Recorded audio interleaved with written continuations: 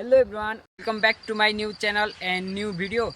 अनि मैले चाहिँ यो च्यानलमा यस्तै इन्फर्मेसनवाला भिडियो हाल्ने काम गर्छु। अनि आजको भिडियोमा चाहिँ म तपाईँहरूलाई सर्ट्स भिडियो बनाउनको लागि फोनमा के एपहरू चाहिन्छ भनेर बताउन गइरहेको छु। सो भिडियोलाई लास्टसम्म हेर्नु होला। च्यानलमा नयाँ हुनुहुन्छ भने च्यानललाई सब्सक्राइब गरिदिनु होला।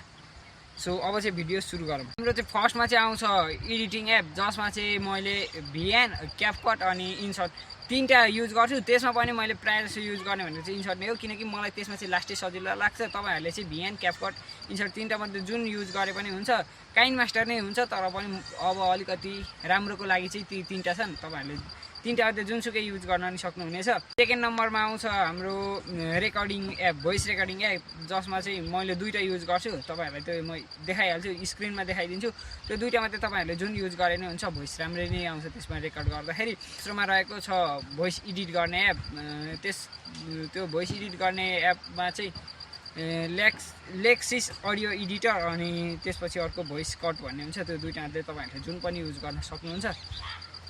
लास्टमा भनेको चाहिँ हाम्रो च्याट जिपिटी हुन्छ। त्यसबाट चाहिँ अब तपाईँहरूले भिडियो आइडिया लिन सक्नुहुन्छ। त्यो चाहिँ त्यस्तो खासै युज गर्ने त होइन, तर पनि तपाईँहरूले त्यसबाट भिडियो आइडिया लिन सक्नुहुन्छ।